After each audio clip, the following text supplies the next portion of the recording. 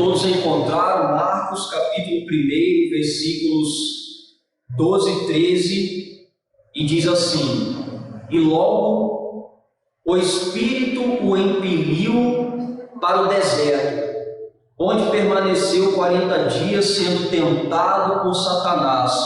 Estava com as feras, mas os anjos o serviam.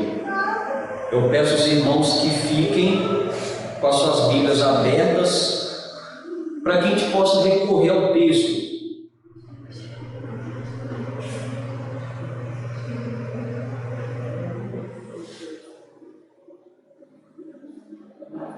Irmãos, o mais breve dos evangelhos foi escrito por João Marcos entre o ano de 62 a 69 depois de Cristo. É uma narrativa da vida e obra do Senhor Jesus Cristo aos gentios, aqueles que não eram judeus, num tempo em que a igreja estava sob forte perseguição. Na última pregação, no capítulo 1, versículos de 9 a 11, nós vimos a inauguração do reino de Deus por meio do quê? Do batismo de Jesus, onde Marcos narrou os céus sendo rasgados acima dele, o Espírito então descendo sobre ele, sobre Cristo, e uma voz dos céus falando dele. E após Marcos relatar acerca do surgimento de João Batista, nos versículos de 2 a 8, o batismo de Jesus, do 9 ao 11, ele fecha então essa introdução do livro com o fim da preparação de Cristo para o ministério terreno, com a tentação aqui no deserto, que são os versículos de número 12 e 13. O texto de hoje nos mostra que a vitória de Jesus sobre as tentações no deserto o aprovou para o ministério redentivo. Logo, essa vitória dele aqui sobre Satanás nos assegura que o nosso Redentor foi eficazmente aprovado por Deus. Jesus, ele foi aprovado. Desse modo, eu proponho o seguinte tema: o Redentor eficazmente aprovado. O que nos assegura que o nosso Redentor foi eficazmente aprovado? Em primeiro lugar, irmãos, a ação do Espírito Santo nos assegura que o nosso Redentor foi eficazmente aprovado. Olhe para a sua Bíblia, versículo 12, está escrito assim: E logo o Espírito o impeliu para o deserto. Não é assim que está escrito aí no versículo 12? E logo o Espírito o impeliu para o deserto. O texto aqui ele começa de maneira emocionante, porque imediatamente após o batismo de Jesus, o Espírito o levou ao deserto. Jesus foi batizado e imediatamente levado ao deserto pelo Espírito. Nas águas do Jordão ele foi declarado Filho de Deus. Agora no deserto, esta declaração deveria ser provada. O mesmo Espírito que o batizou marcou um encontro para ele no deserto. De maneira semelhante, após o povo de Israel ter sido batizado, ao passar ali pelo Mar Vermelho, eles foram lançados no deserto para serem provados. O povo passou pelo mar, em meio às águas, e depois foram lançados no deserto. O verbo aqui, impelir, ekbalo em grego, significa não apenas ser conduzido, mas significa empurrar para fora. É um verbo que tem essa força. Jesus foi praticamente expulso para o deserto, semelhante a Gênesis 3, 24. Enquanto o homem caído foi expulso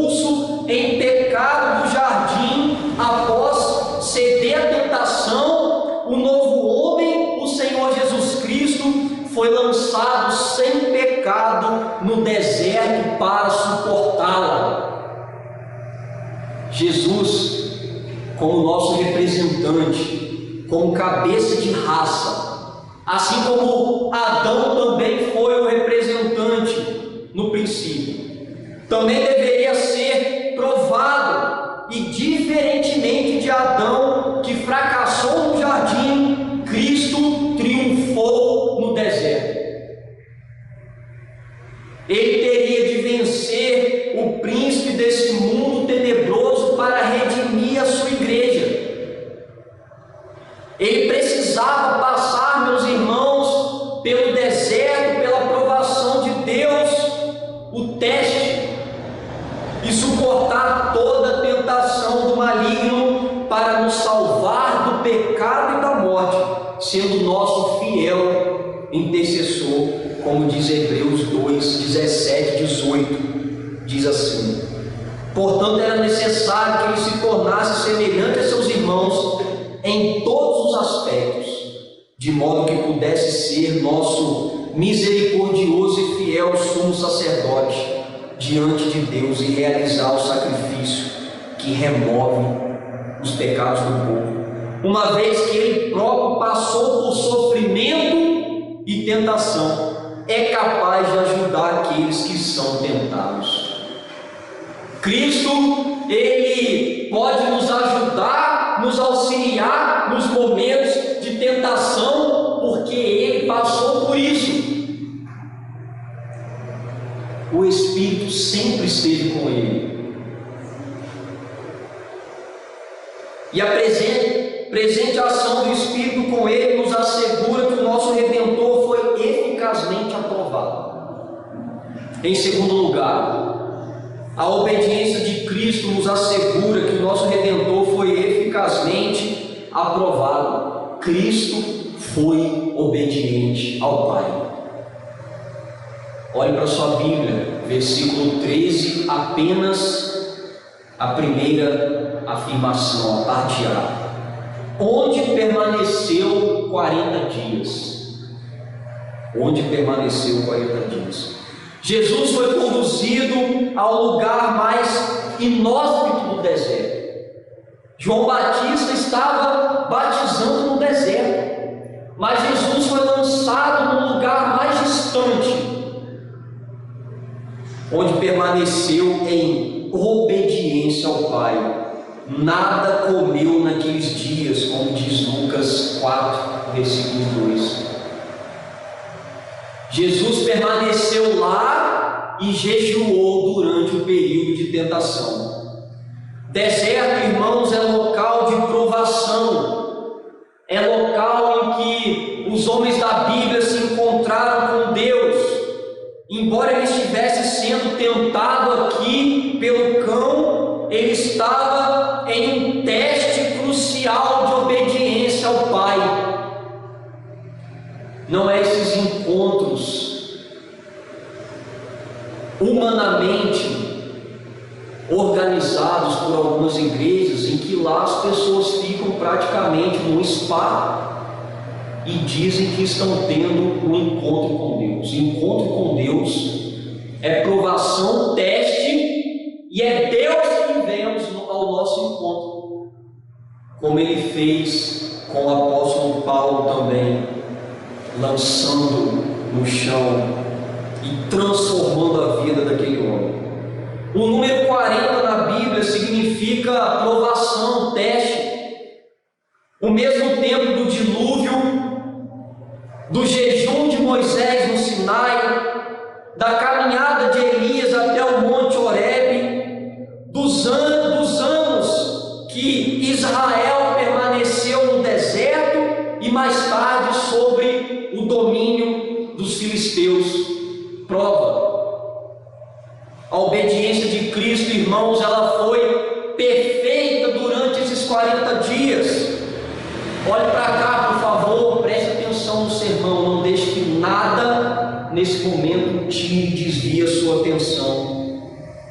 A obediência de Cristo foi perfeita, superior de Noé, que se embriagou, resultando uma maldição na família, superior de Moisés, que feriu a rocha e não entrou na terra prometida, superior a de pediu a Deus para morrer, superior de Israel que murmurou no deserto e depois fez o que era mal aos olhos do Senhor, e por isso o Senhor os entregou nas mãos dos seus inimigos. Cristo não. Cristo foi obediente em todos os momentos, tanto na provação quanto em toda a vida, e morte por amor à sua igreja, como disse o apóstolo Paulo aos Filipenses. Embora sendo Deus, não considerou ser igual a Deus fosse algo que se devesse se apegar. Em vez disso, esvaziou a si mesmo, assumiu a posição de escravo e nasceu como ser humano. Quando veio em forma humana, humilhou-se e foi obediente até a morte e morte de cruz. Filipenses 2, do 6 ao 8. Em terceiro lugar, a tentação de Satanás nos assegura que o nosso Redentor foi eficazmente aprovado, realmente passou por terríveis tentações. Olhe para a sua Bíblia, versículo 13, a parte B. Sendo tentado por Satanás. Jesus ele ficou ali sendo tentado, e o verbo tentado aqui ele está no particípio presente. O que é isso, pastor? É uma ação contínua, indicando que durante todo o tempo Jesus estava sendo tentado a todo momento, numa terrível tentação, e aquilo foi se agravando até o final, que Mateus e Lucas relatam a vitória sobre as tentações. Tentado por Satanás, em hebraico, Satã significa adversário. Segundo a Bíblia, Satanás é o anjo caído, chefe das forças espirituais do mal, príncipe deste mundo de trevas, diabo, enganador, maligno, e antiga serpente, o inimigo de Deus e dos homens, que se esforça a todo momento para subverter o reino de Deus que foi inaugurado por intermédio de Cristo. É isso que ele faz. Deus, com o intuito de salvar os seus, enviou Jesus para inaugurar o reino e adentrar num mundo dominado pelo cão. E para isso deveria derrotá-lo em todas as batalhas, e assim ele fez, culminando numa vitória definitiva, quando a cabeça da serpente foi enfim esmagada por Cristo, quando ele foi pregado na cruz do Calvário para salvar todo aquele que nele crê.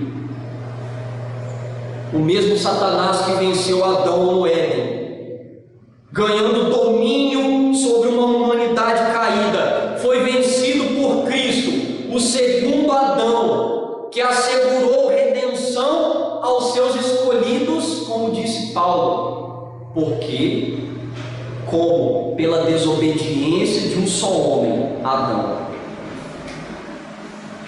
muitos se tornaram pecadores, assim também, por meio da obediência de um só, Jesus Cristo, muitos se tornarão justos. Romanos 5,19. A divindade de Cristo fez incapaz de pecar. Naquele momento, Satanás, acredito eu, que teve algum tipo de delírio em tentar o Filho de Deus, mas foi isso que ele fez, e a sua humanidade o fez um fiel substituto para resgatar homens infiéis dos seus pecados. Em quarto lugar, a presença das feras nos assegura que o nosso Redentor foi eficazmente aprovado. Olhe para a sua Bíblia, versículo 13, na parte C, está escrito assim: estava com as feras. Jesus estava com as feras, com as bestas do deserto, hienas, chacais e até leões naquela época, símbolos de horror e perigo numa severa tentação, muito maior do que qualquer uma que nós pudéssemos passar por aqui, onde Adão caiu mediante dóceis animais. Cristo triunfou em meio às feras, irmãos. Devemos lembrar que quando Marcos escreveu esse evangelho, ele escreveu para os crentes de Roma que estavam sendo lançados às feras para serem exterminados no martírio, no tempo do terrível imperador Nero. Aquele que se dizia cristão era lançado nas feras e despedaçado por causa da sua fé. E Nero se divertia com os crentes morrendo no Coliseu. E essa informação de Marcos aqui nesse evangelho foi confortadora àquela igreja, àqueles irmãos, porque o próprio Senhor Jesus Cristo passou pelas feras e venceu todas as provações. Por motivo semelhante, o apóstolo João escreveu: aqui no mundo vocês terão aflições, mas animem-se, pois eu venci o mundo. João 16, 33. E em quinto e último lugar, o serviço prestado pelos anjos nos assegura que o nosso Redentor foi eficazmente aprovado. Olhe para a sua Bíblia, versículo 13, a última parte do versículo diz assim: mas os anjos o serviam. Ele foi servido por muitos. O verbo serviam está no tempo imperfeito, indicando uma ação em progresso, como estando em progresso. Ou seja, os seres celestiais, mordomos de Cristo, enviados da parte de Deus, serviam Jesus. Ele estava sendo sustentado pelas poderosas mãos de Deus durante esse tempo, como Israel foi sustentado e servido por anjos no deserto, em Êxodo 23, 20. Os anjos serviam ao Senhor diante das tentações. A vitória de Cristo sobre as tentações deixou todos perplexos. Todas as pessoas ficaram atônitas, porque Cristo foi o vencedor, triunfou, no versículo 22, fazendo com que os demônios então tremessem, no versículo 24, e a natureza se rendesse aos seus pés diante dos seus discípulos, no capítulo 4, versículos 35 ao 41. De acordo com Adolf Paul, a razão para isto é que ele não veio como um entre nós, entre muitos, mas como aquele um para muitos, o Filho eterno, autenticado pelo Pai, cheio do Espírito, confirmado diante de Satanás, como o novo Adão que reabre o paraíso para nós, seres humanos. Foi isso que ele fez ao ser tentado pelo diabo. Diante do que foi exposto, o texto nos apresenta algumas lições. A primeira delas é: creia que Cristo venceu toda tentação para te salvar das amarras do diabo. Você estava caído em pecados e delitos porque o primeiro Adão caiu no Éden, te fazendo maldito, o pecado original. Mas o segundo Adão, ele foi tentado pelo mesmo diabo, mas ele prevaleceu na tentação, abrindo então o caminho da salvação para todo aquele que crê. Creia em Cristo, ele venceu a tentação para te salvar. Confie que na tentação ele é o único que pode te ajudar. O diabo, ele pode te tentar, te induzir, fazer com que você peque, caia, desonre a Deus.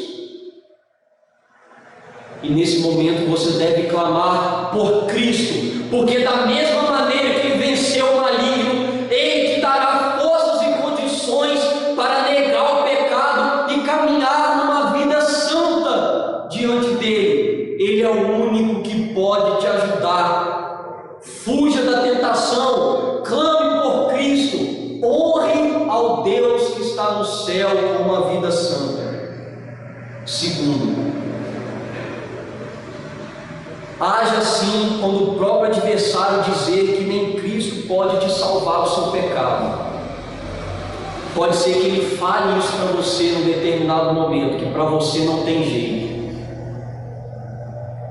Mas tem jeito, porque somos salvos não por causa de nós mesmos, mas por causa dessa obra maravilhosa que nós estamos estudando aqui no Evangelho de Marcos, a obra redentiva do Senhor Jesus Cristo.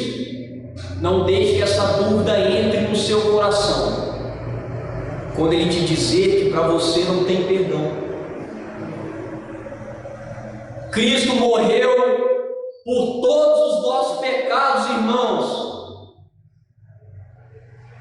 e nós devemos pedir perdão para ele, porque ele é capaz de perdoar todos os nossos pecados. Ou quando ele vier com toda a fúria para te destruir, clame por Cristo, o adversário não prevalecerá. Terceiro, faça isso porque Cristo te salvou na cruz, não o diabo ou você mesmo. Foi pela graça e amor de Deus que ele tudo suportou, e por isso você também pode tudo suportar, até o dia da glorificação, que ele voltará para buscar sua igreja. Continue a ouvir a pregação da palavra. É a palavra que nos alimenta, que nos dá força. São as palavras de Cristo que nos dão força para que nós possamos fugir e combater as tentações e os ataques do diabo. A palavra, como Cristo fez lá usando a palavra nos evangelhos de Mateus e Lucas. Fuja do maligno. Não fique onde ele pode te destruir e à mercê dele. Fuja do maligno, que ele fugirá de vós. Vigie e ore em todo o tempo. Não apenas ore e não apenas vigie, mas vigie em cada passo. Nós estamos numa batalha espiritual, e a batalha espiritual é nesse sentido que Cristo venceu por nós, e em Cristo nós já somos vencedores sobre toda a tentação do maligno. Vigie, irmãos, ore em todo o tempo. Nesta noite, irmãos, Deus exortou a sua igreja, nos dizendo que o Senhor Jesus Cristo foi eficazmente aprovado por Ele para redimi-la, para nos salvar. Fique de pé, eu quero orar por você nesta noite.